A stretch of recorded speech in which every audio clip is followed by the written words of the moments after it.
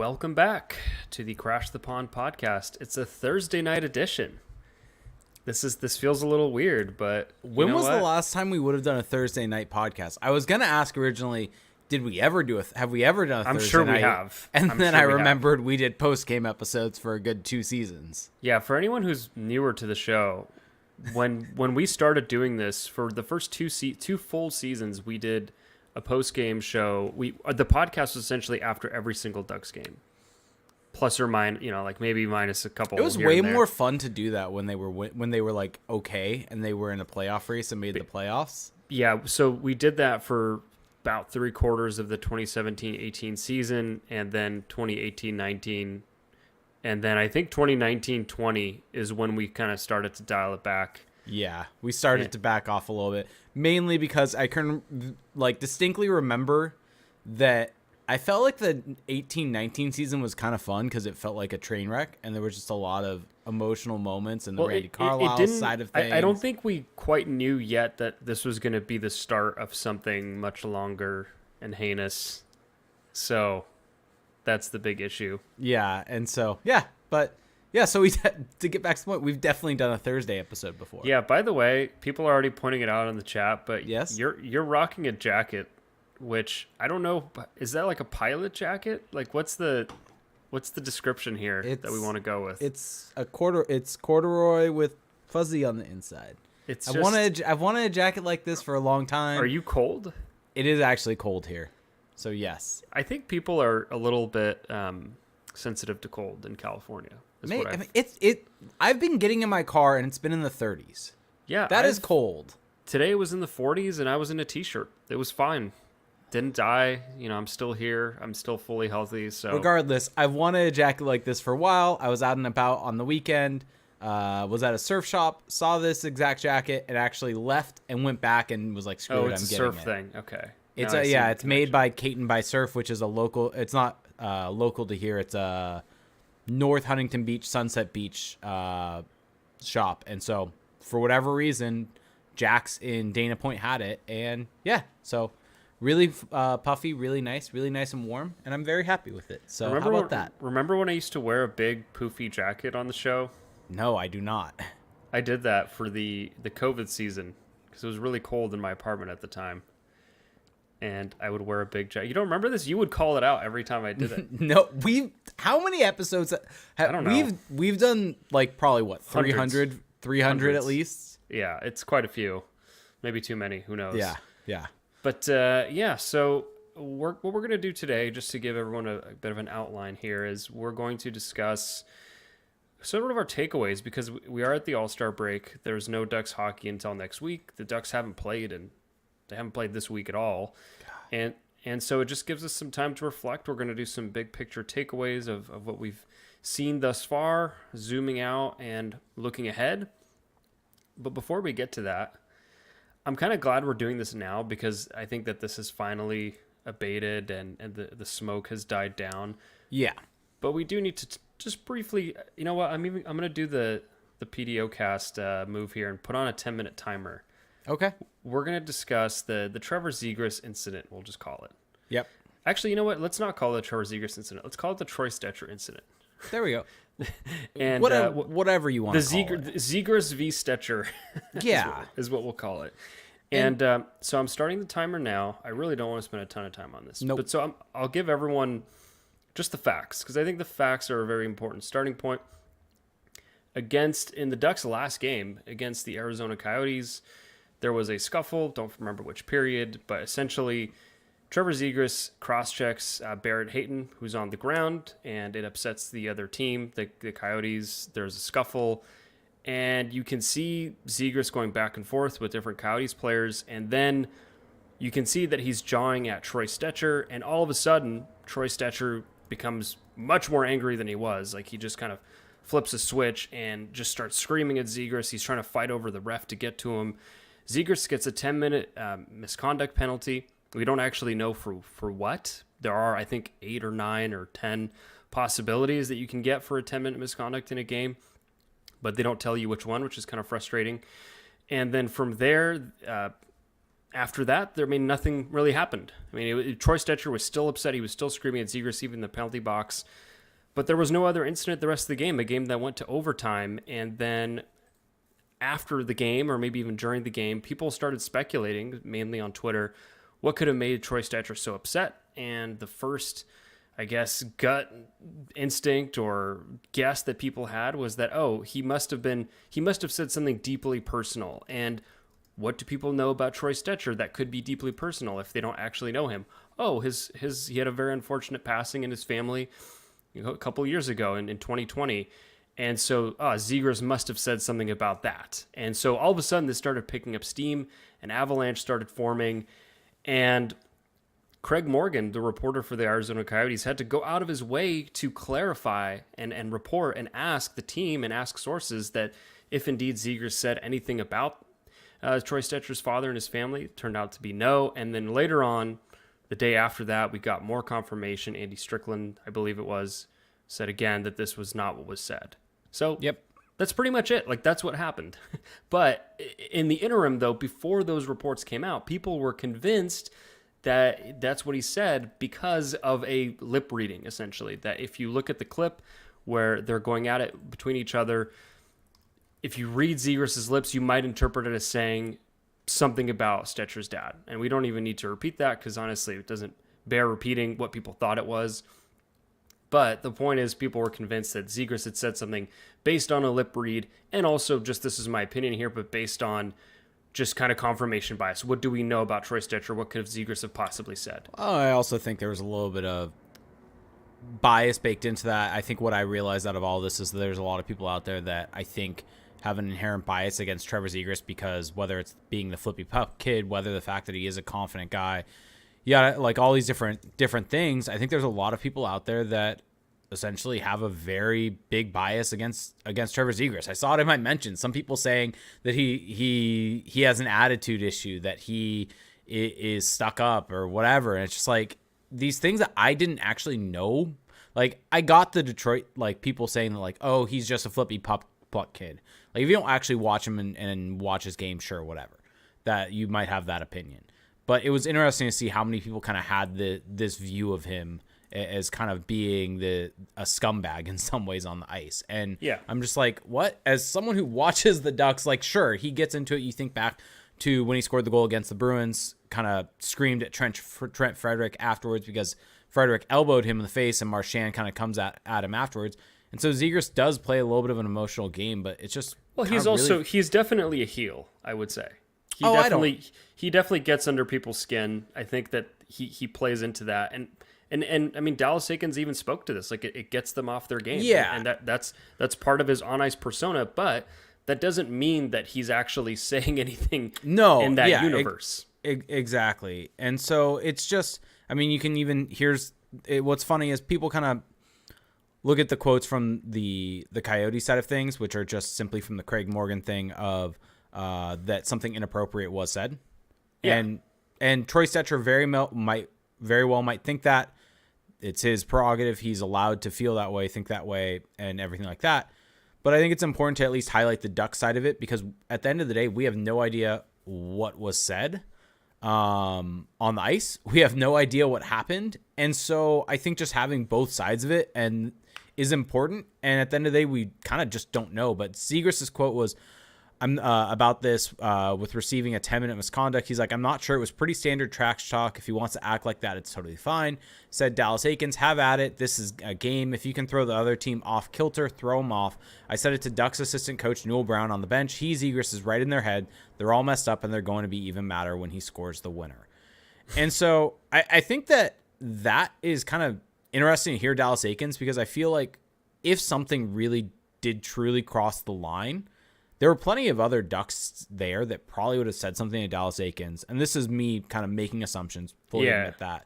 I think we just need to be clear about, okay, this is a fact. This is like something that actually happened, what was said. And then this is like opinion. Yeah. And so this is my opinion. And we've seen Dallas Eakins not shy away from being critical of Trevor Zegras when need to be, when he feels like it's the right time, anything along those lines. And everything we know about Dallas Eakins is, sure, maybe X's and O's, there are issues, but it seems like at least from a moral character type of way. That's something that really he holds himself up to, all these different things. And so I feel like if that would have come up, he would not be out here saying this same type of thing. And so that's just my personal opinion on it. I think at the end of the day, we just don't know what was said. We're never going to know what was said. And so I think just the biggest frustration that I have out of all of this is the character assassination that we've seen on Trevor Zegras. Yeah. And like you saw it. We had someone ask us to mention our opinions on the John Scott podcast, and you and I both briefly listened to it. And it's just like, that just shows, don't go listen to it, by the way. We did it for you. You should not go listen to that podcast. It was not great what was said. It basically was more or less along the lines of, this guy should never come on our show ever. We don't want him here. He's along the same lines as Evander Kane. That was more or less the what was said. And it's just like, that's exactly the point of it, though. Rumors are causing this character assassination.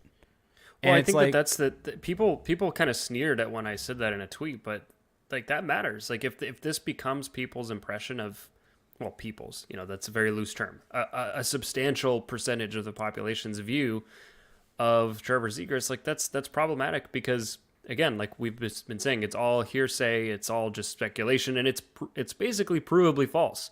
It's people have come out and said this is not what happened. So yeah, and that is an issue. And I think back, I was listening to the Steve Dangle podcast, and they mentioned this. I don't know if you remember this, but there was a moment, I think it was either this season or last year, when Morgan Riley said rag it, to like rag the puck, rag it around the net. And it got caught by the cameras, and people thought he was saying a slur. Mm-hmm. Or got caught by the audio, and because it's that, you can't really make out exactly what it was. And so people assume the worst instead of what it actually was. Yeah. And so it's that type of thing where, granted, that one, it was easy to explain away what it was, luckily, but it's just like, maybe don't jump to these conclusions. And I mean, Heyo Deflo says in our Twitch chat, and I think that this is very true. Unfortunately, perception at times can be reality. Well, I also just think that there's a substantial percentage of hockey fans that just don't like Trevor Zegras. If you read, this might not be the best barometer, but if you just read the NHL's page's Instagram comments, anytime there's a Zegras post, which there tends to be a lot of, people are just destroying him. And this is not new. This is pre-Arizona incident. And yeah, I mean, we have a minute left on this topic. So my favorite thing to come from all of this is just me Googling, is lip reading reliable? And I just love this study that said that basically the results revealed that the mean lip reading score, so this is just in visual only sentence recognition, was 12.4% correct with a standard deviation of 6%. So at best, you're going to get about, at most, 1 out of 5 words correct. Just if we're treating this study like seriously, which, I mean, it's from the National Health Institute. So just goes to show, don't base opinions on people on lip reading until you actually know what was said. I think that's the big picture takeaway here. We have 40 seconds left in this topic. Anything else that you want to say? The only thing left is one of the things that, because of all of this that got swept under the rug because of this fake lip reading thing, is Tyson Nash was left off the hook, basically. He had some awful comments on air that were not about yeah, I don't even remember what they were, to be honest. It was basically more or less kind of saying, shouldn't they be afraid? I guess I don't remember either fully, so I don't want to put words in his mouth. But I would need to go back and listen it. But I just remember it was not great. And that kind of really gets lost in the story. And such a shame, because, I mean, to be honest, he should catch a lot of flack for that. Yeah, I mean, it's Tyson Nash. I think he's just like a parody of himself at this point. Okay, so I'm glad we covered that. I think it was important to briefly discuss. But it's funny though, as time passes, how when you talk about it and you just go over the facts, you kind of realize like, oh wow, this was actually kind of we just don't know anything about it, and it's not anything that should have really been a headline. Yeah, although I gotta say though, like I tweeted, not even really in defense of Trevor Zegras, although effectively it was, but just saying like, hey, we don't know, this is unfair, blah blah. And the amount of hate, like I don't think I've ever received that many hateful replies, like personal attacks to any single tweet on Twitter. It was very, very distressing. Anyway, So let's move forward here. Let's move on from this controversy and talk about the Ducks season. And just, it almost feels like an afterthought at this point because the Ducks are obviously not making the playoffs. They are not, some of these games have not really been competitive. They're vying for Connor Bedard at this point. So we still need to take stock of what's happened, though, and we need to put it into context, and we need to figure out what it means for this team. So the assignment today was we each do 3 takeaways, our own personal takeaways from the season. I didn't give any guidelines, no parameters whatsoever.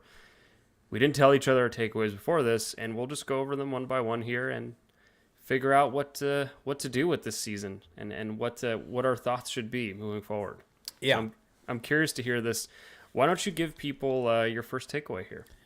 All right. So, I'm going to go with, I have 3 listed. I was debating which one I was going to say first. And as Felix is letting out his cat, I'm going to go with this one. I'm going to start bright and cheery. Okay. And go with the bright spot for this team. There's obviously a lot of negatives, but I want to start on a positive note. Is with the young offensive players, and specifically to kind of get into the weeds, it's how they've been on the power play. So I don't know. Have you looked at their numbers, just on ice numbers, and kind of how many chances they generate and where they are in relation to the league? Yeah, I've followed it throughout the season. I don't know the most up to date numbers, but they've been good. Yes, and so kind of if you look at some of the numbers, they are currently sitting at about 9.5. expected goals for per 60. And so if you were to look at the league average, or not league average, but look at the league, the best power plays in the league, the 3 best are the Oilers, the Stars, the Wild. They're all above 10. If the Ducks just played that first unit solely and they kept that rate going throughout, that would be the 8th best power play from a chance generation power play in the league. I remember the stat. Yeah. And that second unit, though, they generate about 6. Some of them are above 6. Most of them are below 6. That would put them as, if that was the Ducks power play for the entirety of the power play, that would put them at, 31st in the league. I thought they were league worst, but the Flyers are at 5.04 actually. Yeah, I think the hard thing with these stats, though, is that all of these numbers could be better or worse. Right, like the Oilers would be they would be so much lower if you took out their first unit. The Stars, so you could kind of do the split. It's funny that you bring that up because this is where I'm going with that. Is if you look at those power plays, right? Let's just take the If you ranked all the first units, I wonder how I'm not even talking ranking the first units, but I'm talking about those higher end power plays. Mm-hmm. You look at the Oilers. Connor McDavid is on the ice for about 80% of the Oilers power play. Mm-hmm. So if you look at the total time on ice that the Oilers have had and what McDavid's time on ice on the power play has been, 80% of the Oilers power play time has been McDavid. Mm-hmm. You look at the Wild, for instance, also a top 3 team in terms of generating chances. Kaprizov is at 75%. I only did it for those 2. I'd be curious and maybe kind of while you're going, I'll take a quick look at what the Stars would be. Well, what's the expected goals per 60 when McDavid's out in the ice in the power play? I can look that up pretty quickly, so give me 1 second here. But when you look at the Ducks, though, guess what Trevor Zegras is at? Just the raw XG? No, I'm not talking raw XG. I'm talking time on ice. Because the 80% was how much of the Oilers' time on ice McDavid is out there for, from a power play perspective. I would bet less than 50. So McDavid's out there and generates 11.74 expected goals for per 60 when he's out there. The Oilers overall are over 10. Mm-hmm. So it's a drop off, but it's going from 11.7 to 10 point something. Mm-hmm. The Ducks, on the other hand, go from 9.5 with Zegras out there down to 8. Yeah. So about 1.5. So close. But when Zegras is on the, so just going back to the time on ice perspective of this, Zegras is at 62%. So above 50%, but that's what you would expect because here's this. The first unit has scored 20 power play goals. When you score a power play goal, what happens? The power play ends. So that means for that shift where over those 20 power play goals, that they were out there for 100% of the power play. So obviously, just kind of by that logic, they're going to be out there for over 50% of the time when you're the first unit out there first. And so when you look at that, 62% is way too low. Right. It should be, and that's kind of where I'm going with all of this. Especially considering how bad the second unit is. If they had a competent second unit, maybe, sure, you could defend it, but as you've stated, the second unit is just so bad. So my takeaway is very mathy, very nerdy, but that's how I am. That was, I feel like I had to put my thinking hat on there. Pretty much the Ducks power play, the first unit, if they played the entire time and kept up the same rates, they would be a top 10 power play in the league in terms of generating chances. And at the end of the day, Zegras, it's basically, as we all know, a 50-50 split in terms of power play time on ice. You look at some of the best power plays in the league, a 50-50 split is not what they're doing.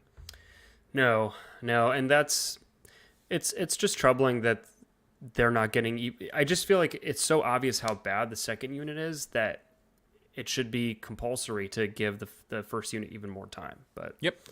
We're not seeing that. So I'll kind of just piggyback off of that takeaway, and because this one is a bit similar.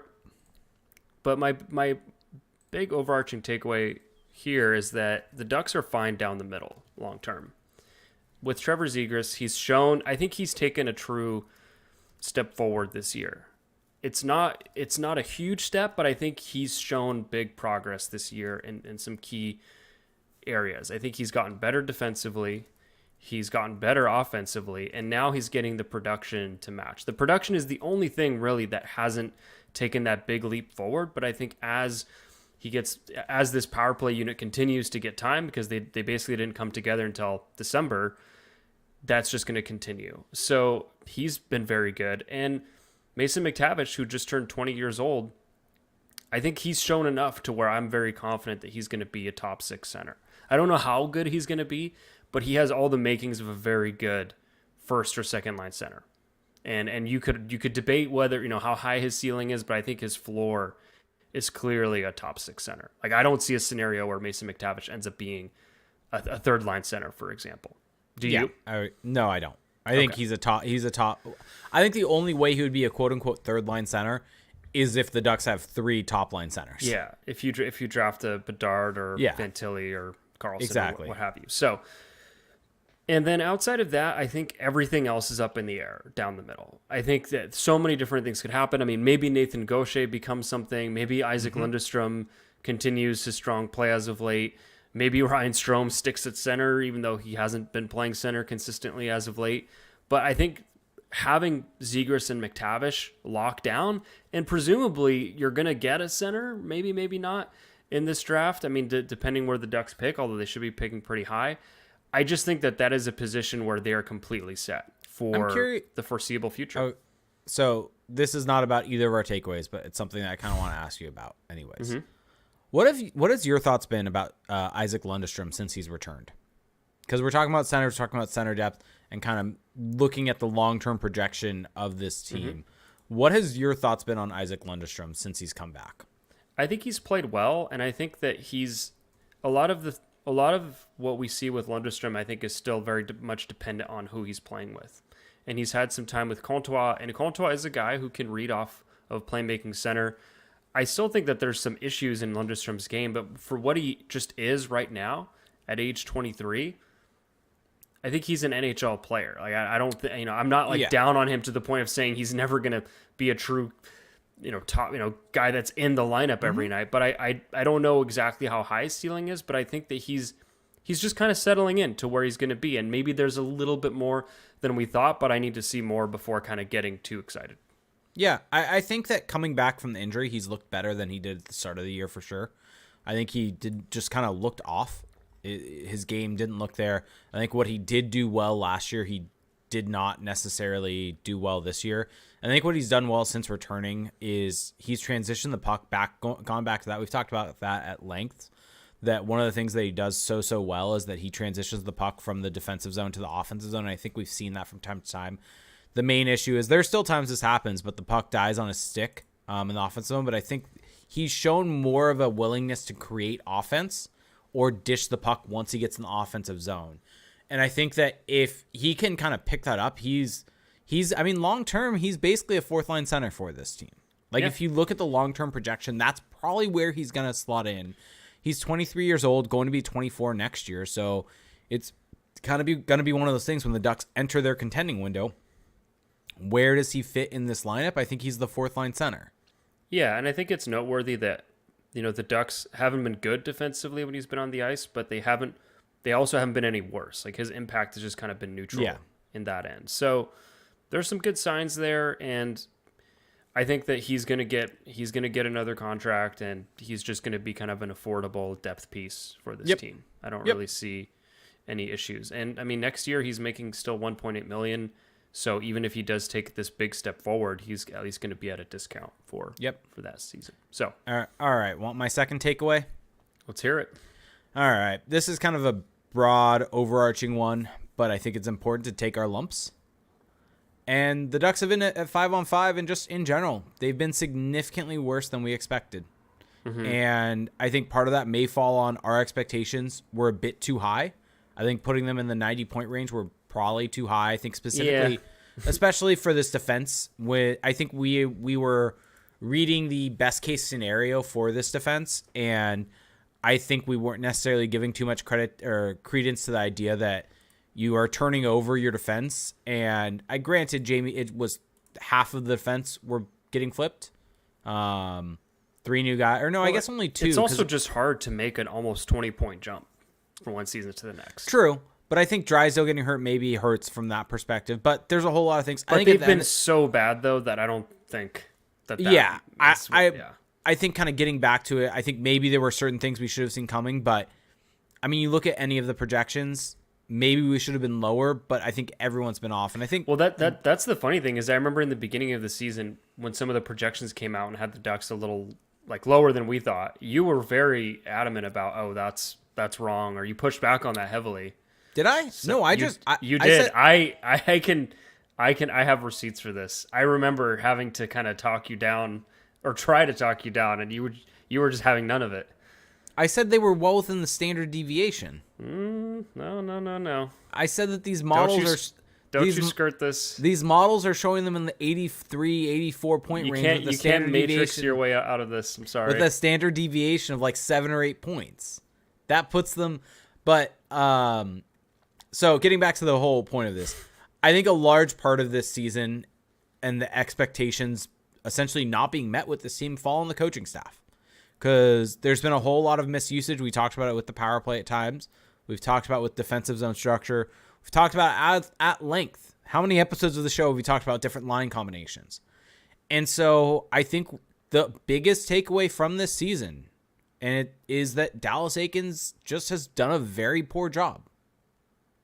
Okay, so is that the takeaway? Because I feel like we've kind of snaked through 3 different ones here. The takeaway, here's what I have written down. Okay. The Ducks at 5-on-5 have been significantly worse than expected. Maybe our expectations were too high, but a large amount of this falls on the coaching staff. Okay. Wow, that's an interesting takeaway. But anyway, continue. Wow. No, I agree with it, but it's just anyway. It's encompassing a lot of things. I have to piece my way through it to figure out what's the actual takeaway. But anyway, the takeaway is that the coaching staff has caused a huge negative impact on this team. I think it's one that's really hurt them to a major extent. I think that they are starting to find their way because are you seeing Twitch is now... I'm being accused of bullying you. Yes. And so I think we're definitely seeing that Dallas Eakins is just not up to the job. No, and I think that this actually, I had a takeaway for this, but I have a couple backups because I figured this might come up. But yes, they just need a new coach, because the big problem with that is that we still it's hard to be fully confident that we know for sure what's going on with this roster and the individual pieces, because Aikens has just had such a net negative effect over the years. Yep. So yes, they need a new coach. I just think that you need a new voice, you need a new mind back there, because otherwise we just how are we ever going to know really for sure? And I think on that point also, we're seeing all the guys that have left really thrive. And the thing with this Aikens comment is, it's not to dismiss the fact that yes, the roster, I think we overestimated, but we also knew that Akins was not a good coach going into this. So it's this weird chicken or the egg balance that we're trying to strike here. Yeah, and so, but we've seen guys that have been successful elsewhere now come to Anaheim and struggle, and we've seen guys that were struggling in Anaheim go elsewhere and thrive. And what's the common denominator there? Yep, exactly. Yep. So, okay, I'll give you a takeaway here. And this may be a little doom and gloom, but Okay. I think that I have two versions of this written, and one of them is more negative, so I'll stick with that. Why not? This team is further away than we thought. I think that right now, and so my more diplomatic wording here is the timeline may be longer for this team's contention. Okay. I just think that there's so much work to do for this team to build its way back to a playoff contender and then from there a Stanley Cup contender. I mean, you have your blue line right now. You have three guys that are probably gone next season. Klingberg, Kulikov, Shattenkirk. You're going to have to build that back up, and you just don't know how many blue liners are going to be able to step in next year and have an immediate impact. Your Minchukovs, your Zellwegers, your Hellisons. How good are they going to be immediately? And then up front, the Ducks' forward depth is also not great. And in San Diego, you don't have these great signs of these guys that are ready to come up and make an impact in your bottom six, or at least we just don't know because they haven't been called up. So maybe the Ducks are actually not that far off. Maybe they're just a year away, or maybe they'll turn a big corner next year. But Pat Verbeek just has a lot of work to do to get this team to be competitive. I think that's the better takeaway, because I don't think, personally, I don't know if I'd change that contending window, because I think that the timeline is still the same in my mind. Maybe it's 1 year later than I had originally thought. But I just think the issue for me is just that the amount of moves that you need to make. Hear me out here, though. What is usually dictating the timeline? Star talent. Mm-hmm. The Ducks have that now, and they have that, and it's about acquiring that in the system. They have that at center. They have that on the blue line. They potentially have that in goal also with Lucas Dostal.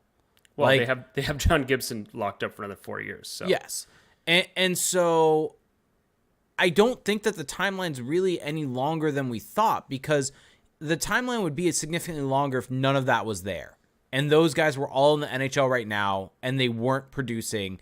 And it was basically where they were at 3 or 4 or 5 years ago, whenever it was that Sam Steele started breaking into the league, that Max Jones, and none of the guys really became any sort of impact NHLer that the people maybe had hoped for their ceiling. And I think we're seeing the proof is in the pudding that acquiring that star talent doesn't necessarily need to happen, because they have that in the Trevor Zegras. They have that in the Mason McTavish. They have that in the Olen Zellweger. Granted, we need to see it at the NHL level, but all signs are pointing towards Zellweger and Minchukov being star level NHL players. Yes, but when will that happen? That was the question. So I don't know if the timeline changes, though, because the contending window was always, I think the hope was... we thought that they were going to take a big step next year. Yes. We thought this year was going to be a step towards competitiveness, and next year towards playoffs. Maybe it's 1 year different, so you might have that. But I think the better takeaway is that there's a lot of work for Verbeek to be done to build outside of those guys, but that is what sets your window, is those guys, and those guys have been there this entire time. So that's why I don't think that's changing necessarily, but I think that there's a lot of work to be done to hit that. Yes, and that's why I think that it's probably safer to say that the timeline may be a little longer, because a lot of things need to happen in a short amount of time for this team to get to a higher level. I still think they're. I mean, I'm being overly optimistic right now. Are you doing this? And we need to see what happens in the offseason. Oh, don't couch it. Don't. But I think they're gonna be trying to push for the playoffs next year. Oh, that's not what you were gonna say. That's not what you're gonna say. But that's what do you think I was gonna say? I think said they're gonna make the playoffs next year. No, I wasn't gonna say that. You need to see what happens in the offseason. Reading your lips, I think that's what you were gonna say. Felix, I'm muting myself. Tell everyone what I'm saying. I cannot tell. I don't want to do this. Turn your mic back on. Okay. Okay. What did you actually say anything of I note? did. What did you say? I'm not saying. It's up Okay, for people to read my lips. Well, I guess Craig Morgan will have to text you and ask you what was said. I definitely said nothing about your dad. Okay. Thank you for that. Yeah, no problem. Okay. So, yes, I just think it's going to be difficult. And that doesn't mean it's not going to happen. It's just they have that they have a bevy of picks and prospects that we've said this for a long time now, right? That you don't necessarily have to take players with those seconds. Think about how many picks they have. yes. But Pat Verbeek may just use those picks though. He might, and so we need to see what happens. I just think that a statement stating right away that the window may have shifted, I think isn't necessarily accurate. I think that there's maybe the better way to put it is there's a lot of work to be done to hit that window that we were expecting. Well, I did say that. No, I know, and I said I added. I was like, I think that's the takeaway. And I said the timeline may be longer. So this isn't guaranteeing that it will be longer. I'm just adding context. You are slandering me, and I don't appreciate it. Puck Empire is going to put out an HT. Instagram story. What does HT saying, stand for? hat tip. Oh, wow. That's really weird. Okay. Like they're tipping the hat to you. There's going to be something on there tomorrow basically stating, per Felix Sicard, the Ducks are now in year 2 of a rebuild.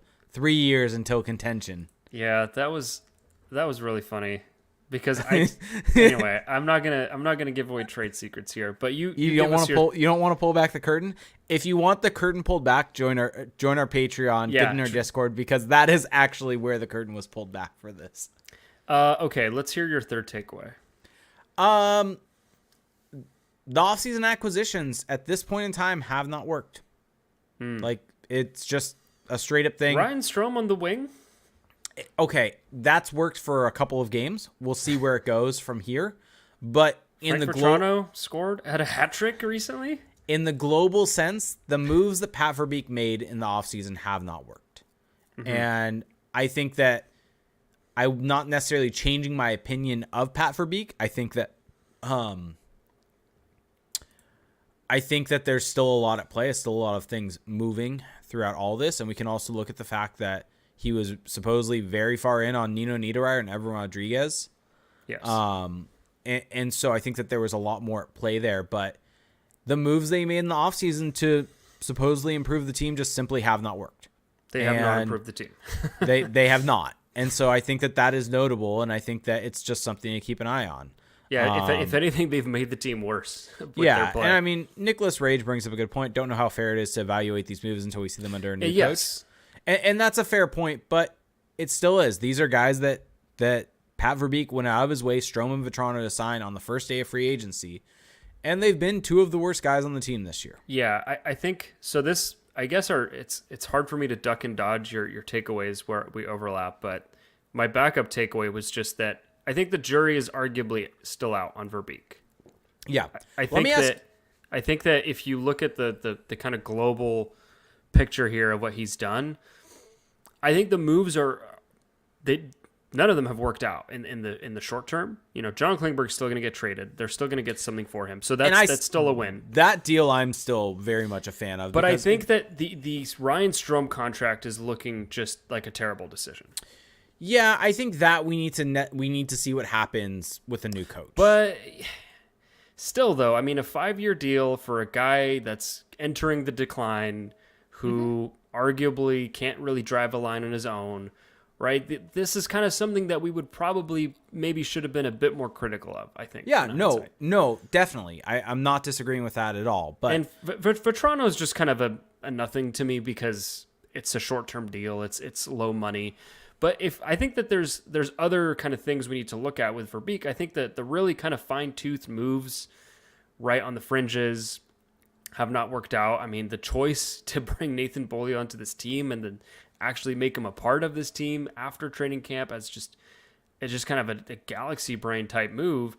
And then I think that the way that San Diego has been handled, you know, bring in a guy in Roy Sommer who's on the back nine, who's just not really going to be there long term, and the way that they've completely flamed out. I'm not writing off Pat Verbeek by any stretch of the imagination. This is clearly a long game for him, and so the jury is out. That's the takeaway. but it's just the early returns aren't so encouraging. No. And so while I think the Strome deal you can certainly be critical of, I want to see him under a new coach before seeing where that value comes and and if even that under matches the the current contract. coach. Yes, and even under the current coach, in a better role, he's also looked better. So yeah, and put on a wing. And $5 million in the current NHL for a second line winger, that's kind of about the going rate, right? Yeah. And so if that's what he can become, that's great. And I think the other thing is, this is not necessarily from an evaluation of the contract, but from a long-term planning. I don't think that Strome deal is going to kill anything, because I think that the reason why we were so critical of the Henrique and Silfverberg is where the Ducks were at and kind of really trying to get the final juices out of things. And it really just put them in some cap binds in different situations by doing that. They're not in those situations anymore. Henrique and Silfverberg are coming off the book. Sure, Zegras, Terry, all these guys are going to have to get re-signed. That's in the thing. offseason. They're going to be they might be in a cap bind at some point. But there is going to be contract. But the Henrique and Silfverberg contracts are coming off the books soon, and who knows if those guys are even still here next season. And so I think for that, much different reasons. Yeah, and so I think that you look at outside of Strome, like if those two guys are gone, Strome's the highest earner on this team at $5 million. Mm-hmm. Like that's just not that big of a deal to me. I think you can be critical of the value they're getting back right now. John Gibson. Sorry, yeah, John Gibb. Sorry, you're right. I more so was looking at forwards. Actually, Cam Fowler. Yeah, no, I realized that I meant out of the forward group. Yes, is how I should have clarified. Out of the forward group. Yep. So, yeah, and so I just don't think it's that huge deal. Let me ask you this though, because this is a question I have written as part of my takeaway. One more note I just wanted to add on the San Diego thing. My concern with San Diego isn't even so much that they've lost. It's this many games. It's just that there's no one that seems primed to come up and contribute at the NHL level. And I think that's the bigger concern. Yep.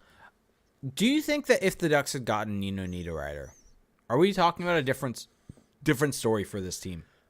Given how bad they've been, I have a hard time imagining that. But I think if you put a Nino Niederreiter on this team, I think that the forward kind of just line balance looks a lot better.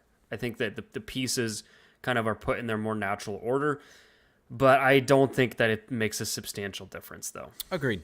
It was just a thought when I was talking about his offseason. Maybe Niederreiter plus Rodriguez, maybe. But then if they get Niederreiter, then do they actually seek out Rodriguez, right? So it's, I just given how horrendous they've been.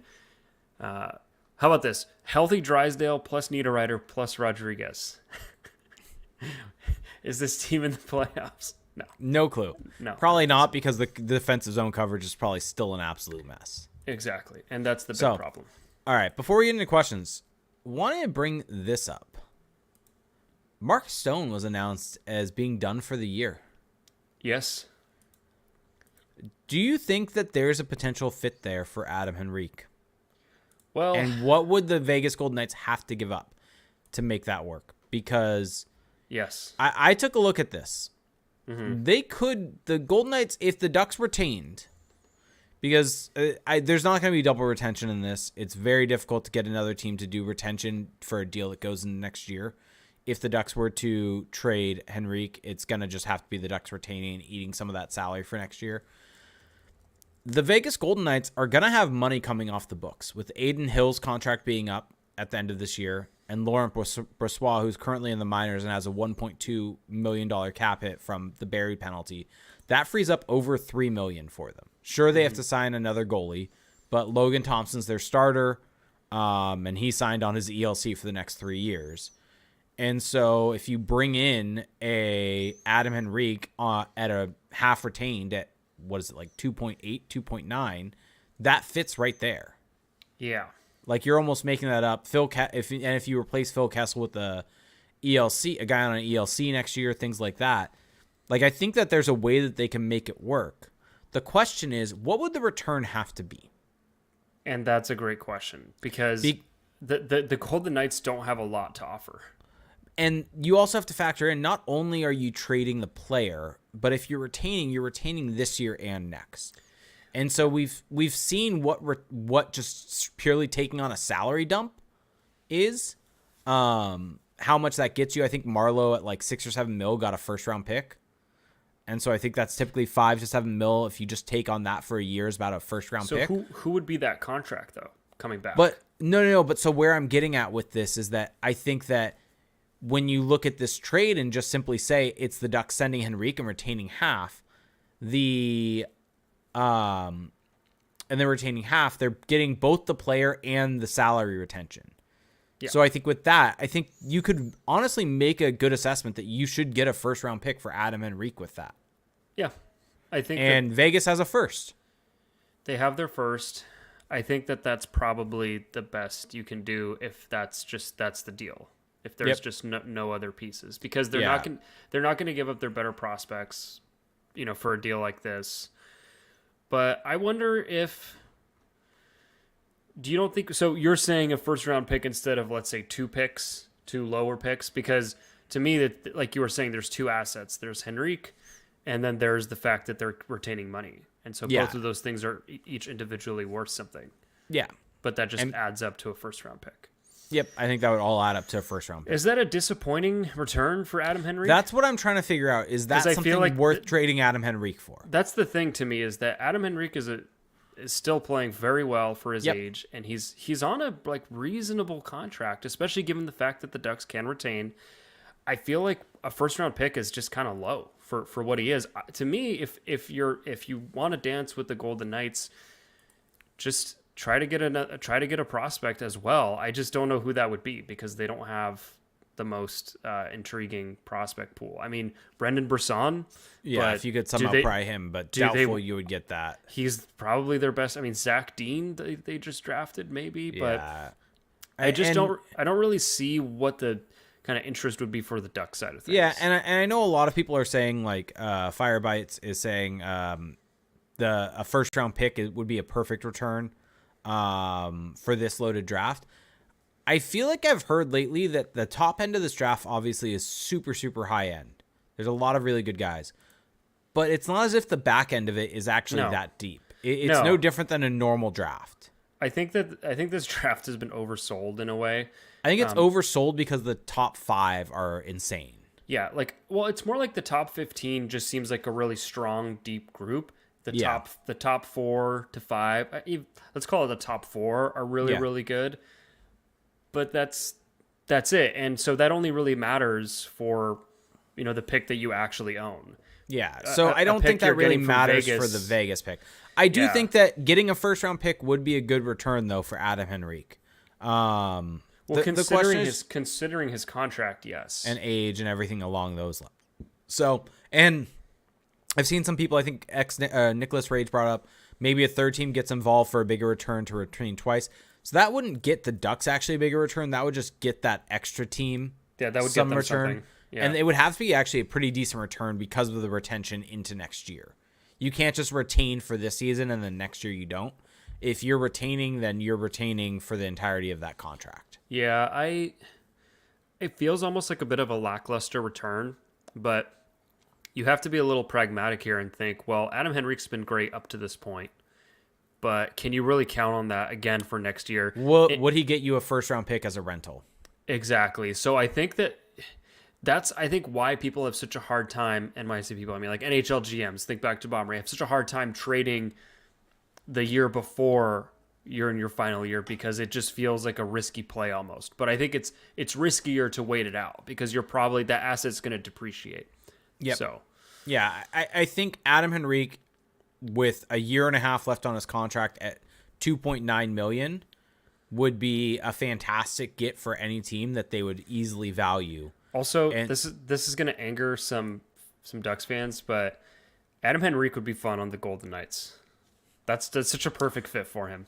Agreed. I hate it, but it's kind of a very, he helps them so much. And so I think it's a perfect fit that would work well. I hate it. I hate that it would work. And but yeah, wearing those beautiful golden jerseys. Talking about, I guess, just speculating on places for Ducks players to go before we'll get to questions eventually. Mm-hmm. I was listening to you texted me today, Lambert. Took me a minute to realize what you meant.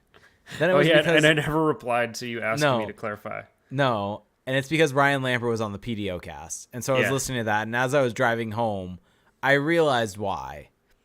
And I realized you put some stuff in Discord about the LA Kings, I guess, need a goalie. Did I say that in Discord? You had said Anthony Stolarz to the Kings? Oh, that's right. I did say that. Yeah. Do you think that that's something that will be looked at? Oh, thank you for reminding me of my own speculation that occurred mere hours ago. Puck Empire. The Ducks and Kings are talking about Anthony Stolarz. Well, yeah, they need a goalie, and I feel like the Kings still aren't ready to move out future pieces to, like, significant future pieces to make their team better. So to me, Anthony Stolarz is a great middle ground. I think the problem is I just don't know, does the league actually view Anthony Stolarz as a viable That's the question. starter who can come in? Is he even, we don't really know. It'd be a gamble, but I think the thing with the Kings is that that's just a hedge on the other guys you have right now. But then I think that for the Kings to make a move in net, it has to be someone who comes in as a clear upgrade over both guys who's going to play, who's going to start. And does Anthony Stolarz really displace automatically a Phoenix Copley or a Jonathan Quick for as shaky as they've been? I don't know. We do know that the LA Kings franchise is more analytically inclined. Maybe they've seen some of Stolarz' numbers over the years and maybe they're higher on him, but I think they should do it because it's just a good flyer to take and the cost will be low. But yeah, neither here nor there, I suppose. Yep. All right. Let's get to questions though. Yeah? Yeah. The Four Horsemen. Why? If you know, you know. Oh, wow.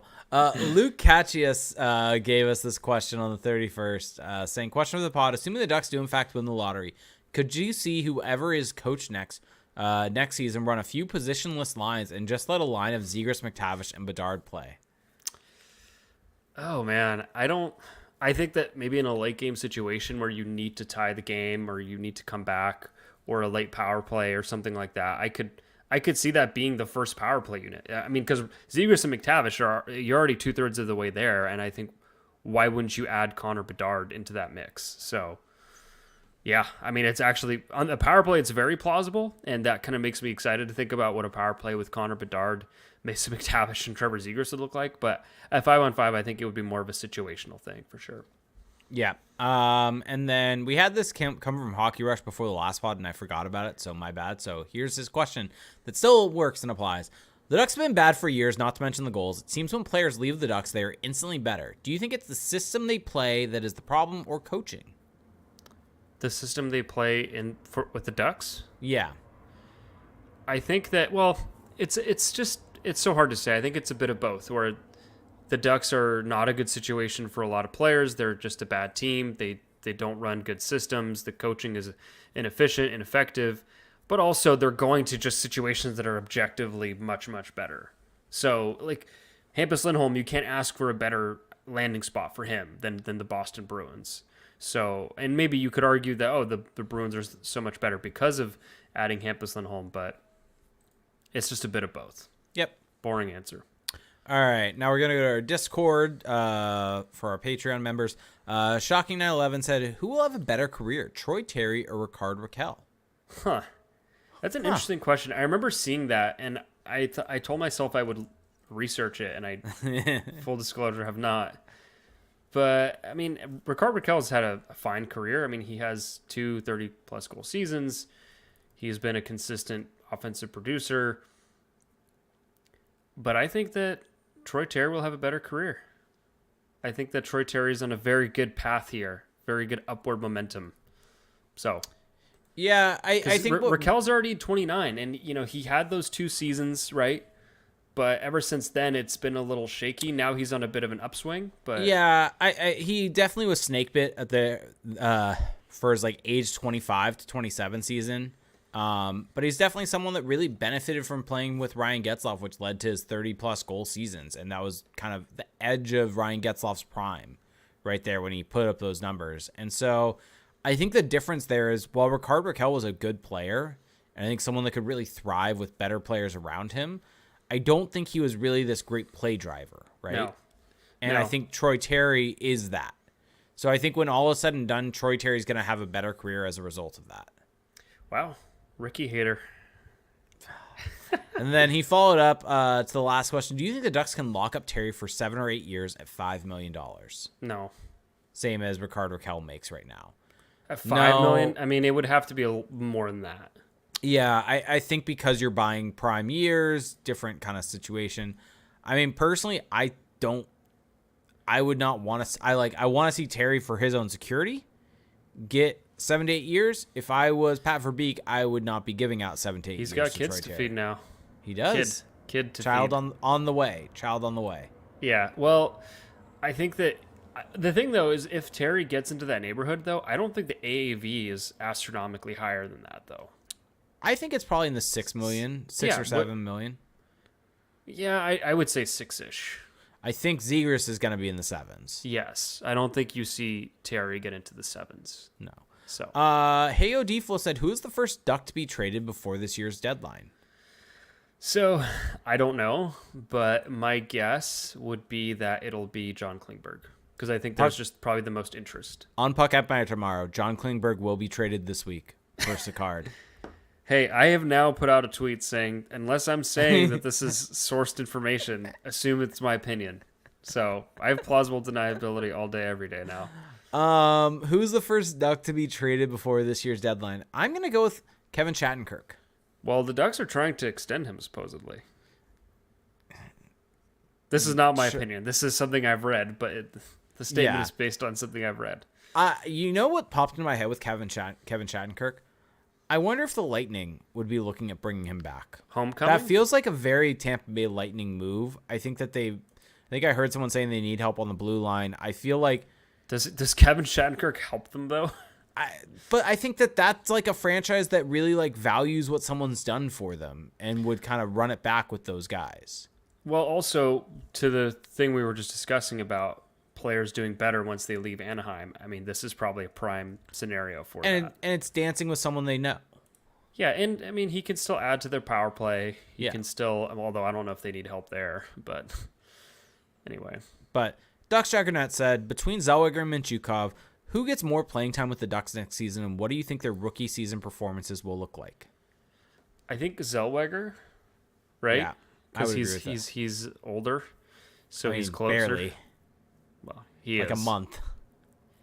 Yes. Well, it's just not so much older, but just because A draft difference, though. because he was drafted before, because he has just had more time in junior. He's going to play more games for the Ducks next year. And then the second part was who's going to have a greater impact. What do you think their rookie season performances will look like? I think it's going to be interesting for Mintyukov because I do feel like he may struggle a little bit early on. I think that the way his game is, it's a little bit. You have to have a coach that's able to kind of let him go. And like, you have to have a coaching staff ready for that. Exactly. And I feel like with Zellweger, he's a little bit more stable. He's just going to come in and do his thing immediately. I did see, speaking of, I think you're right. I think Zellweger, I think maybe that reputation, I think 2 straight years of being one of the best defensemen in junior, I think that's going to end up getting him a bit more playing time there. And I think... Well, I think it'll be earned, too. I just think that he comes in and just plays well immediately. Yeah. So. Yeah. And you also look at, I mean, even though he's a smaller guy, we hear all those stories, right, about how kind of he's built like a tank. Like, he seems like someone that's kind of more so his NHL ready in terms of his physical Well, didn't attributes. Corey Proman have Nathan Gaucher ranked ahead of him in his prospect Did he? rankings? I think he did. Wow. Scott Wheelers came out today and he had Zellweger and Mintyukov. Tell me you fell off without telling me you fell off by ranking Gaucher ahead of Zellweger. Hey, sorry. Yeah. That's just a slip up. Yeah. But one thing I want to mention, I saw this stat. I think Saginaw, since they traded Mintyukov, have lost every game. And it's just like someone's like, it goes Junior to show hockey is just silly. it just goes to show like how much he was holding that team together. Junior hockey is just stupid. And Heyo Deflo said, will Dallas Eakins be the goals coach next season? I don't buy this kind of pet theory of his that, like, I guess I could. It's a bad theory, Mike. I understand like the thought process, which is that he was supposedly good there before, and no one had a bad thing to say about him, and so now just put him back there. You want to keep his positive energy in the organization, but I just think it's time to close the book on this chapter and get some new voices in there. Yep. All right, now time for questions from our Twitch and YouTube. So if you want to watch us live, you can either find us at youtube.com/crashspawn or twitch.tv/crashspawn. If you want to support us, you can either do it on Twitch. If you have Amazon Prime, you get 1 free Twitch Prime sub gaming each and every month. You do have to hit that subscribe button after 30 days. You get special emotes in the chat, special badges next to your name, and it helps out more than you can imagine. You can also follow us on there, and you'll get notified when we go live. But really easy way to help support us that's completely free to you. And then if you have YouTube, one of the things that we're trying to do on YouTube is really up our subscriber count, get more likes. We see how many people are watching our videos. If you're watching this and enjoy it, please like and subscribe to the channel. It helps out significantly. So we'll start with these one. These came from Not a Real Duck on YouTube. He had 2 questions. He's like, what do you think about Troy Terry not being in any skills competitions this weekend? So, okay, what are the events? Need to know this. What are the events? Well, I'll look this up, and I need to evaluate this claim by knowing. I'll let you go to the second question though, as I'm doing this. Thoughts on the value of the NCAA guys if they don't sign by the draft? That's a good question. So their trade value? Their trade value, Thrun and Lacombe. Well, do we have previous examples of? There are some out there of guys. I feel like there was someone recently, wasn't there? There may have been. Wasn't Adam Fox one of those guys? I don't know. I can't imagine it's super high though. Because probably like a late round pick. There's probably more.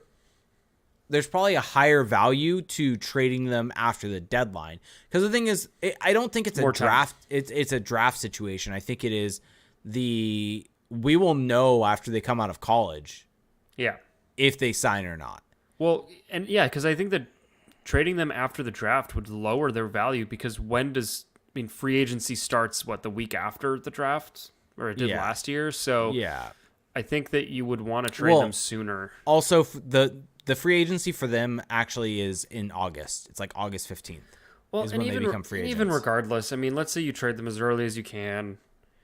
I just don't see that. I understand that people like these players and they may very well end up being solid NHL defensemen, but I don't think people are going to be, jumping over themselves to come and offer up a big package to get these players. So, yep. Maybe I'm too low on one Henrique run and Jackson Lacombe, but yeah, I mean they don't really have a lot. SJ Hawking brings up they don't have any value really if they don't sign this year and play a game. They have some value, and it's very low, but it's a team having exclusive signing window. That's more or less what it is. And the thing is you got to keep in mind is that just getting his rights to have that exclusive window doesn't even guarantee you that he's going to sign with you. So it's really just you're selling a lottery ticket. Yep. And yep. So let's see. So to answer Not a Real Ducks question, here it is. The NHL fastest skater, it's Fiala, Larkin, Kaprizov, Makar, Stevenson, Svechnikov. The breakaway challenge has Marner, Ovechkin, Pasternak, Tkachuk, Matthew Tkachuk. Okay. The NHL Tendy tandem. They're what is this? I have not looked at this at all. They will each one will shoot. They'll shoot the puck into a net. The shooting goalies will earn points based on the accuracy of their shots at the net. Okay, so they're shooting full ice shots. Yeah. And so it's a bunch of goalies, though. Enterprise NHL Splash Shot, which is, I guess they're doing something on the beach. Same type of deal. Crosby, McKinnon, Rantanen, Makar, Shesterkin, Fox, Tkachuk, and Tkachuk are both in it. I would have liked to have seen them. So it's the accuracy shooting. Yeah, which is Barkov, Draisaitl, Hayes, Hughes, Kadri, Kucherov, McDavid, Nelson, Panarin, Tarasenko. Like Brock Nelson? Really? I don't care. Get Troy Terry in there. The pitch and puck using a combination of hockey and golf shots. 4 NHL All-Stars will play a par 4 featuring Island Green. Lowest score wins the pitch and puck. It's Gaudreau, Keller, Robertson, Suzuki. This? Who the I'll probably catch some of this. I think it's tomorrow. And then the hardest shots, Dahlin, Jones, Morrissey, Ovechkin, Pettersson. So are they not even doing that breakaway challenge? that they would always do? No, they didn't do it last year. Where it's like every single person. There is a breakaway challenge. No, but that is one of the that breakaway challenge is not what I'm talking about. That one is like the pageantry one. I'm talking about the one where every shooter goes. It's like the goalie stop the puck one. And so at least Zegras, or at least Terry would be doing that. Well, I love though that in the breakaway challenge you have Ovechkin and Crosby. I just noticed that. And also. Luongo is in net. That is actually going to be entertaining. Celebrity goaltender Roberto Luongo. I just want to know if he's going to try, because I feel like it makes it better when the goalie's actually trying. What are Ovechkin and Crosby going to do? So here's my prediction: they're gonna dump the puck in to the zone. Crosby's gonna go and just do a million cutbacks behind the net below the goal line, and then dish it out to Ovechkin at the left circle for a one-timer. It won't be an actual breakaway. Yeah. And so let's see. Scabifer on Twitch said, what are your thoughts on the Horvat trade to the Islanders and how it sets the price for players at the deadline this year? It doesn't really affect the Ducks because they just don't have a comparable player. What did you think of that trade, though? It kind of seems like a fair return to me. I mean, it's the classic pick plus roster player plus prospect. Yeah. I don't think it's a weird trade. It's one that I still just don't get necessarily from either team's perspective. And kind of, I don't think the return's bad per se. And I don't think getting him is that bad of the deal makes sense, right? From the assets going each way, and you look at what's been gone in terms of value. Like the value makes sense. But in terms of the two teams doing it and where they're at, just doesn't. Because I think the thing that and maybe this is where I'm souring. Well, I think it makes sense for the Islanders. They clearly just don't give a crap about the future. This is consistent for them. Fair. But it just, I'm saying from our perspective, it does not make sense for their team, does not make sense for their roster. It's just, I think it makes sense for the Canucks. So here's where I was going with that. Yeah. I think what sours me on that opinion is the fact that Jim Rutherford had come out and said he wants guys in the 25 to 27 range. So I think they actually value Anthony Beauvillier in this deal, and not in the sense of just from a negative value perspective of taking back cap. And so I think they actually went out of their way to acquire that player as an asset, which is not what they should be doing. And so that's why I find the deal head scratching. They got Aatu Ratu, who's a second round pick. Aatu Rati? No, it's Ratu. Oh, really? Yeah. The Y is pronounced like a U? Yes. Oh, I did not know that. Yes. And he was a second round pick. And they got the first round pick. He's a well thought of prospect though. I think I've seen good things about him. You'll see mix either I think he's probably a bottom of the lineup type of guy is probably where he ends up. But yeah, I just think that I think it's fine. I think the Canucks could have done a lot better. I think the Islanders getting Horvat is a weird thing for them to do. So I don't know what either team's doing, honestly, with that. I feel like I don't know. I feel like it's a pretty standard trade. I think it's just because the actors involved that the names that get thrown in are kind of weird names, but the actual value play is pretty consistent. And I agree. I think the value makes sense. Yeah. It's just more so I don't understand why they're valuing Beauvillier in this deal. I don't understand why the Islanders are going out of their way to get They want to re-sign him. They want to sign his next contract. Should they? No. But the thing is, what are the Islanders going to do, though? I mean, look at their cap sheet. It's just crazy to look at. They're fully committed to this roster. That's just, I mean, at one point they were in the conference final, but they're just going all in basically. And I don't know if this is the team to go all in on. So. But it will be interesting. I mean, are they in a playoff position? I don't even know if they are. No, they're not currently.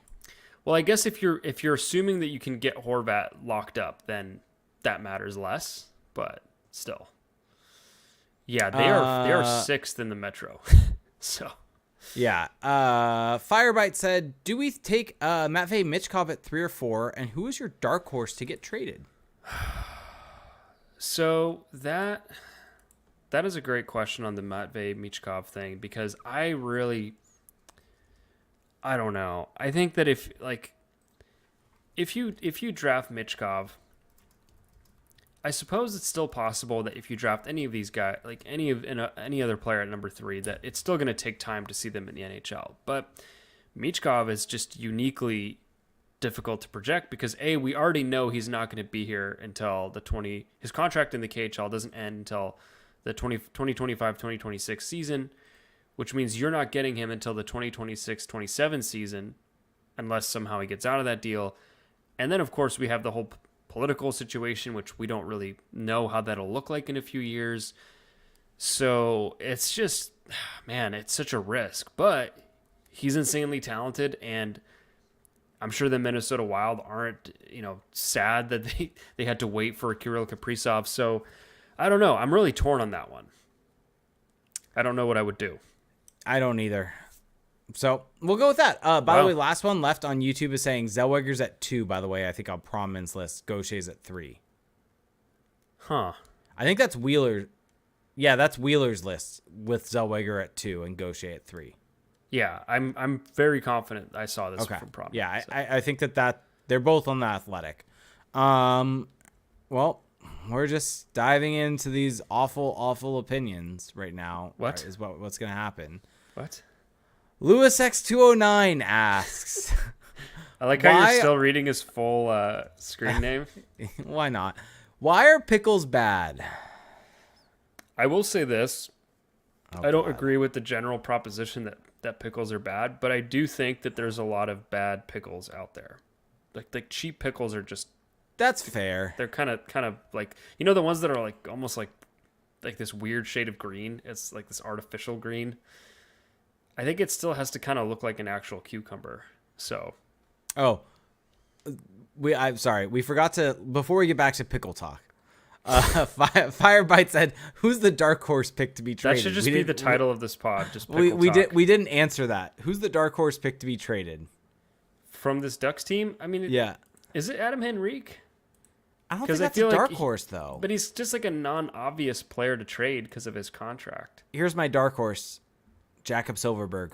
I was gonna say that, but some team's gonna value the veteran experience. Well, I don't know what to say to that. Yeah, ex Nicholas Rage is channeling his inner Lou and saying, "I wonder if there's still teams out there interested in Fowler. That'd be my dark horse if a team wants to solidify their top 4 with a solid vet."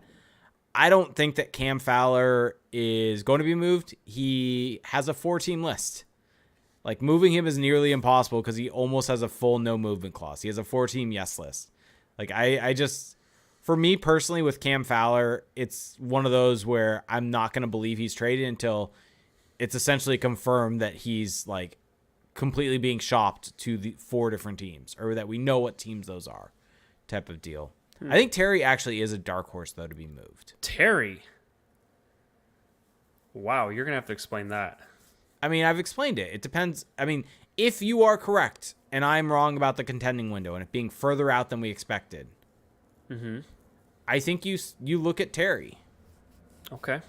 So if we're talking dark horse, most likely not going to happen. Really far in the distance, but you could kind of squint and maybe see it. I'm going with that. Okay. I mean, I that's definitely so I pulled it up, by the way. Yeah. Corey Promin had Olin Zellweger ranked 84th of the top NHL prospects, 23 and under, and he had Nathan Gaucher 83rd. There it is. Like, that's just silly. Peter Mann puck skills NHL average. Come on. Peter Mann's asking, is Colorado a yes for Fowler? I have no clue. I mean, it's 4 teams in the league, so who knows? We are dealing with this small of a list. If the player does not want to be traded, he could pick 4 teams that don't need a defenseman or don't have the cap space to take him on. He could put Boston, Toronto, pick the teams with the least amount of cap space at the beginning of the year, put him on his note. Those are the 4 yes, and then boom, Cam Fowler has a no move clause. That's something teams can do. So it's something that I just don't see happening. DB Lowry 3507 saying, question how real/serious of a rivalry is Arizona Anaheim? Well, I think it could be because their timelines are kind of similar. I think. I mean, I think that Arizona has a lot of young players, and I think that they're probably further away than the Ducks. Maybe not substantially so, but like they're probably going to align in terms of when they're competitive. I just don't think that this is like, I don't know if this is what you want to build a rivalry off of though. Like it just feels icky to say that, oh, now it's a rivalry. I think it's more built off of last year, which is also kind of icky.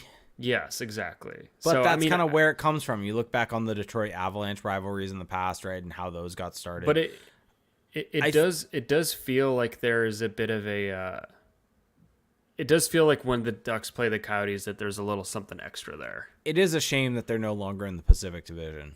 I'll say that. It's a shame that they no longer wear those beautiful maroon jerseys. Stop. The Kachina's so much better. Kachina's not a good TV jersey. Get out of here. Skylar Martinez said, "Is Gibson gone next season?" Man, I'm gonna say this. I'm gonna get up on my soapbox and say that John Gibson finishes his contract in Anaheim.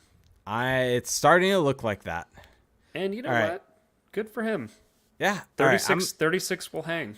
I'm gonna get back to the real crux of this conversation.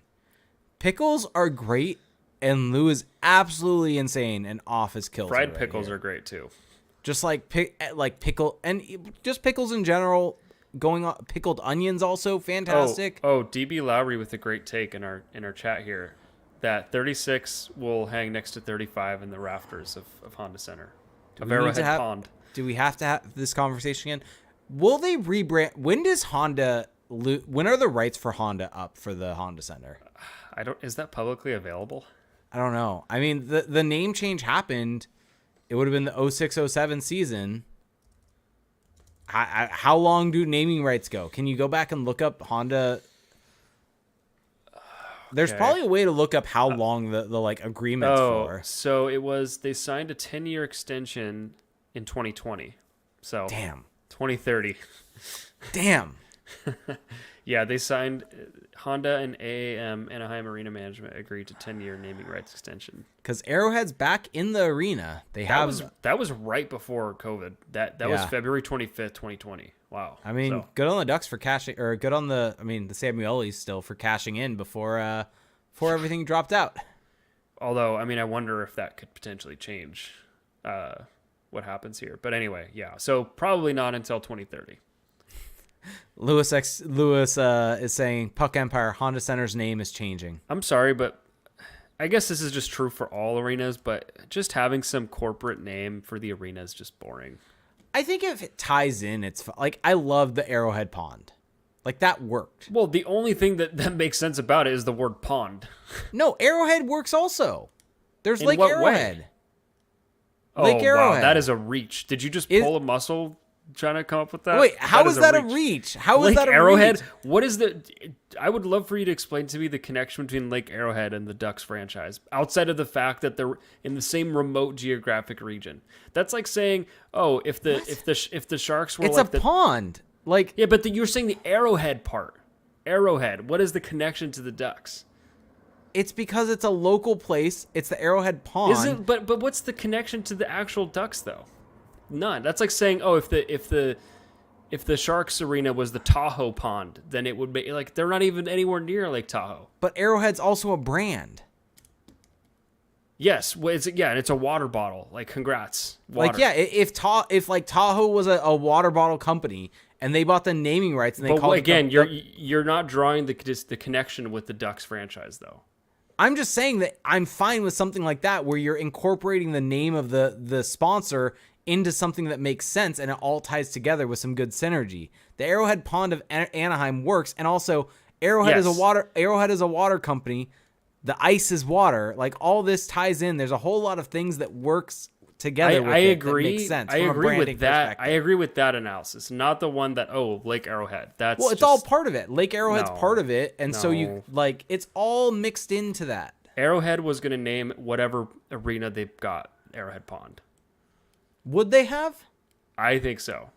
I like pond makes so much sense with ducks on a pond. If you had the San Jose Ducks, it would have been Arrowhead Pond. If you had the St. Louis Ducks, it would have been Arrowhead Pond. It has nothing to do with Lake Arrowhead.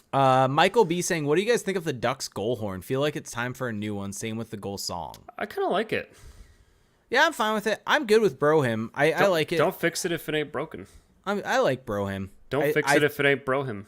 It was weird when they didn't have Brohim for that one game. It something felt off. How about this? No goal horns. You think Gordie Howe had a goal horn go off every time he scored? The 801 times he scored? No. What about the Rocket?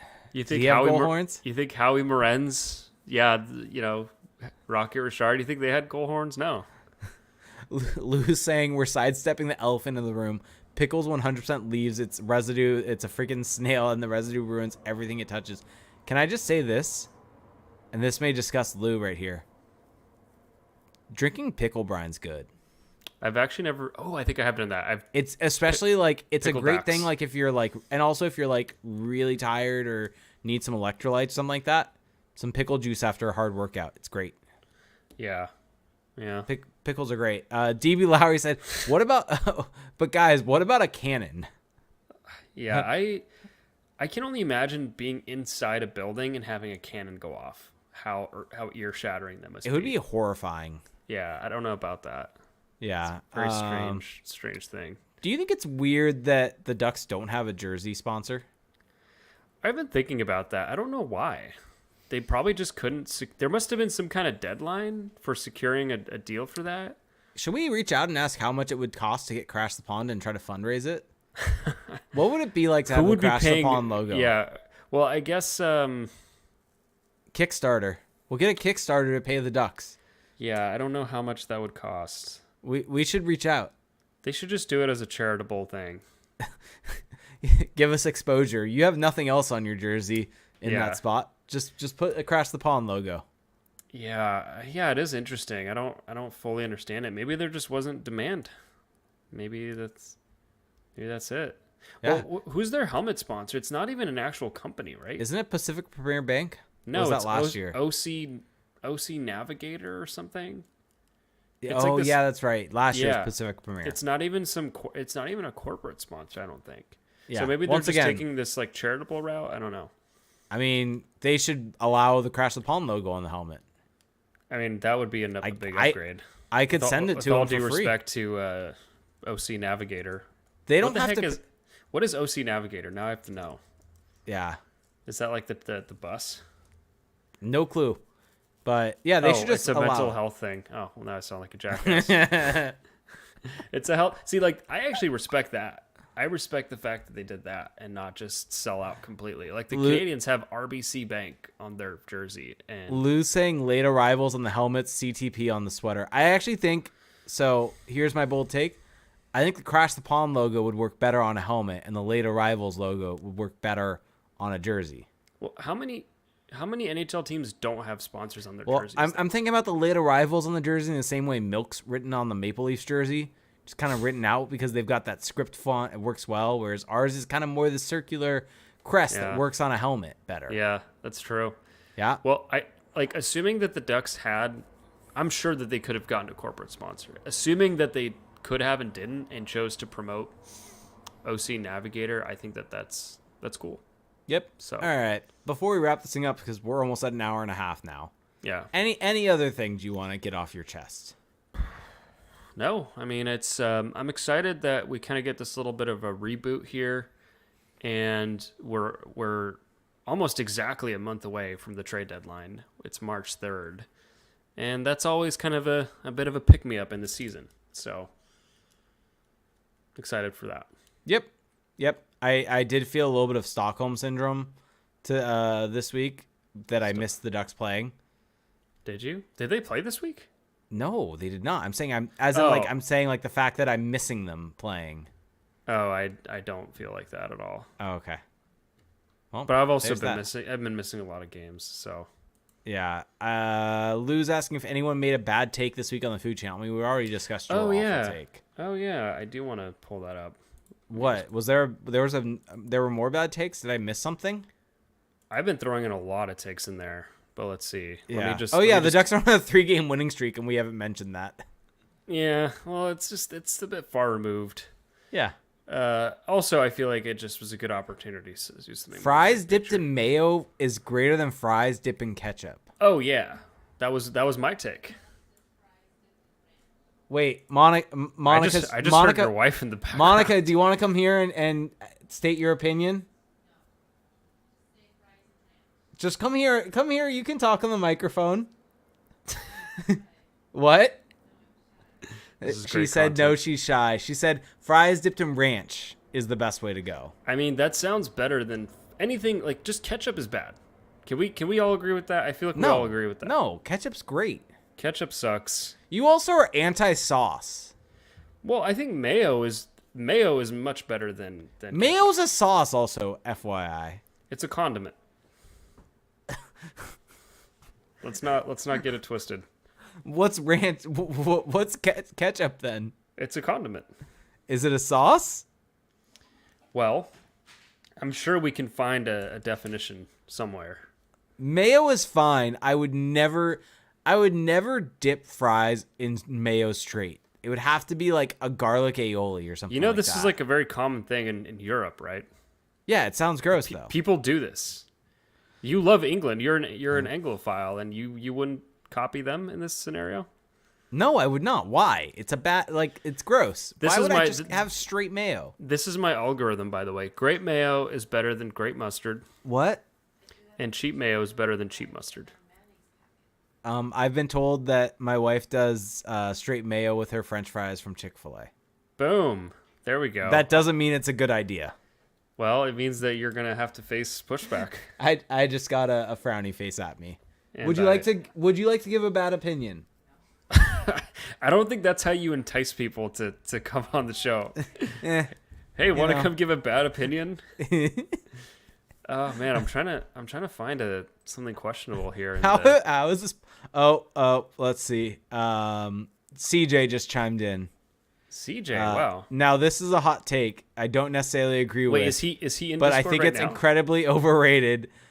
Yellow mustard greater than ketchup. Oh, get out of here, CJ.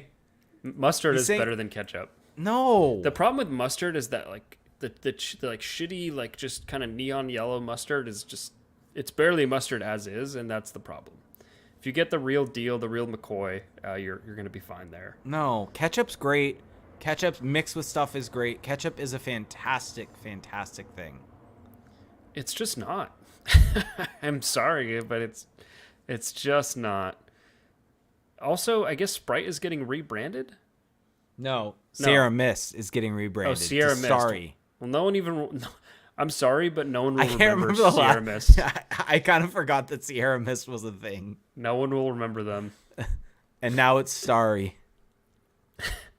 And no one may remember Starry either. Oh, do you want to hear my just batshit food take?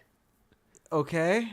And I mean, I don't know if I want to. This is something I Googled just to make sure I have some kind of backing. Oh.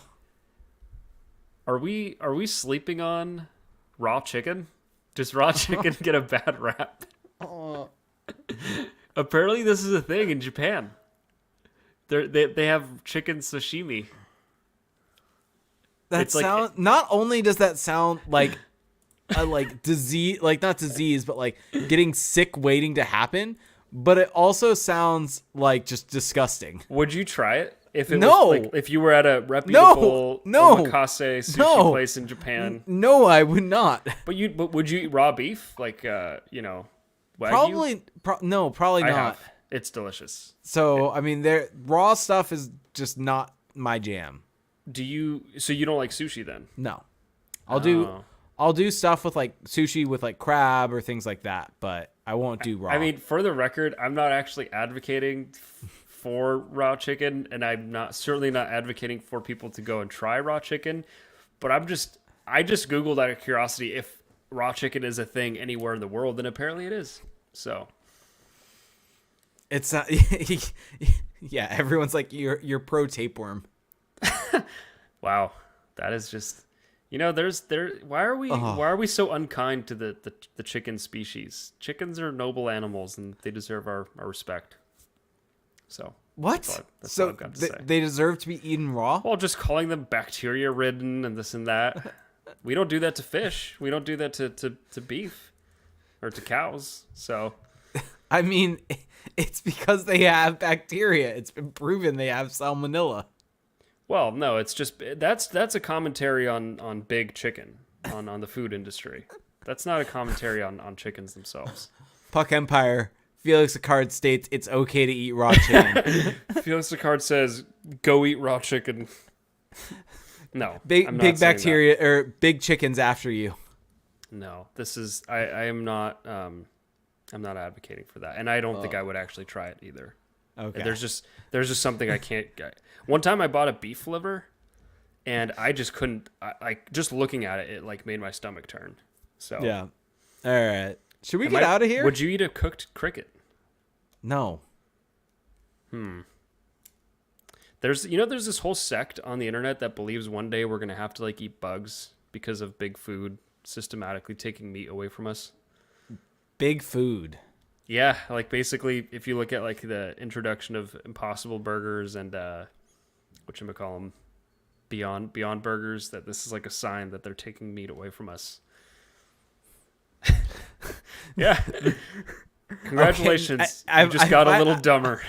I finally once you like said that, once you mentioned the vegan stuff, I'm like, oh, now I get where this is. You coming know who from. this is coming from. Yes. now I get it. Okay. Yes, you know where this is coming from. Anyway, we could go on and on and on, but we're at our time limit here, an hour and a half. That's the time limit. So on that note, Oh, really quick, best kind of fries. best kind of fries, This comes from Johnny in our Discord. as in I don't know. from where? He said McDonald's fries greater than In-N-Out fries. No, I've gone back on that. I used to think that too, but the problem with McDonald's fries is that they're so hit or miss. Are you and I gonna die on the hill of In-N-Out fries being good? I'm glad we agree on something. I am too.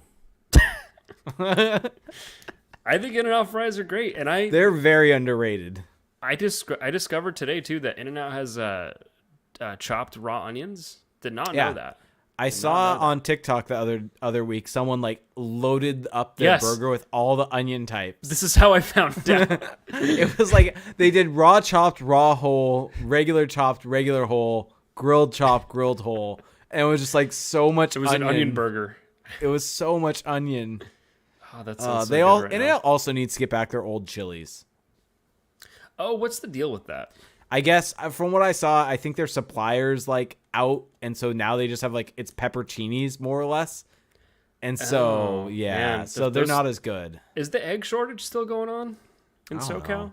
No clue. I heard about. You're you hate asking the eggs. wrong person. That's right. That's right. Yeah, and are we in a pepper shortage too? Man, that I is guess. Just, anyway, All right, we could go on and on. You know, Let's you know get what's outta crazy here. though is there's like podcasts, like the big podcasts these days. They go for hours. There's like 4-hour podcasts out there. Yeah, Man, that is a lot. That is a long time. it's a lot to listen to. I don't think we could do. Yeah, like that's the thing. It's like who's listening to all these in their entirety? I think it's just to sell ads. I always have to break them up Yeah. if I listen to the entire thing. Yeah.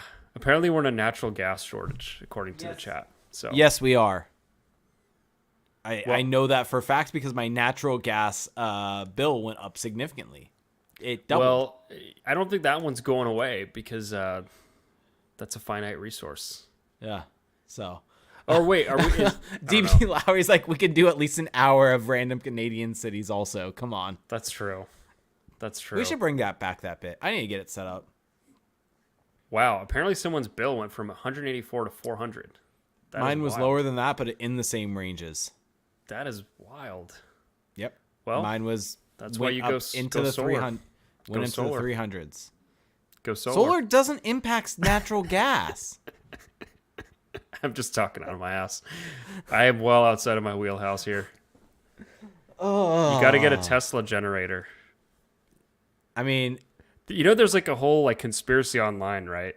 that. No, let's talk about this offline because I actually have insight on not the conspiracy, but the actual like. I've been basically. So I just want to let this cat out of the bag. I want to let this cat out of the bag. So I have a group of friends where we have like a very satirical group chat, and we share stuff that we don't actually agree with, or maybe some people in the chat do, but we do it so much. Like for me, I do it so much that like my Instagram feed, my YouTube Shorts algorithm has just become purely like conspiracy theories. Like it's just purely like conspiracy theories that I don't personally agree with, but because my brain is just so soaked in this stuff, I'm just thinking about it all the time. I'm like, am I slowly changing my own beliefs here just to get a laugh from my friends? I don't know. Yeah. The pyramids were power generators. I hope you understand this. Uh-huh. There with your plausible. trolls, I feel like with your trolls at a certain point you believe what you're saying. That's also. the thing. Like I feel like I've crossed that line where I've become the caricature. The thing that I'm making fun of. Yep, you have. All right, let's get out of here. Okay. I'm sorry for that, everyone. All right. Well, hopefully everyone enjoyed the show. If you want to support us, there's a few easy ways to do that. The number one way is to check out our Patreon. Go to patreon.com/crashthepond. And for $1 a month, you get access to our patrons-only Discord server. It's a ton of fun. You get to connect with other diehard Ducks fans, and especially this time of year, it's well worth it because you've got the trade deadline coming up, the news, the reports are flying in, and it's a great place to just kind of keep up to date. I mean, I actually don't have Twitter on my phone anymore, and I don't really need it because I have our Discord. I know always what's going on because I can just go on Discord. So it's great. And if you're late on it, you're getting a turtle. Yeah. Yes. And so that's for $1 a month. For $5 a month, you get access to 2 bonus episodes. And we did one recently, 4 days ago. And this was a big picture, what we would change about the NHL rules, contracts, the standings, the draft. It was really big picture, and I actually really enjoyed it. And I think most people would get a kick out of it. So those are the kind of episodes we do over there. We still talk about the Ducks, but we go a little bit more wider lens. So that's all at patreon.com/crashthepond. You can also leave us a rating and a review on Apple Podcasts. That goes a long way. Jake touched on it earlier, but check us out on YouTube. Just search Crash the Pond, subscribe there, and make sure to turn on your notifications. We're always on Twitch, live on Mondays. Well, usually Mondays, although this week was a little bit different. Check us out on Spotify. Subscribe to us there. You can also leave us a rating. Check us out on Twitter. Jake is on Twitter at ReindeerGames91, and I'm on Twitter at Felix_Sicard. And check out the Sporting Tribune, sportingtribune.com. Article is going up there. And with all that being said, thank you for listening today, guys, and we will talk to you next week. Have a good one. Bye. Enjoy the All-Star.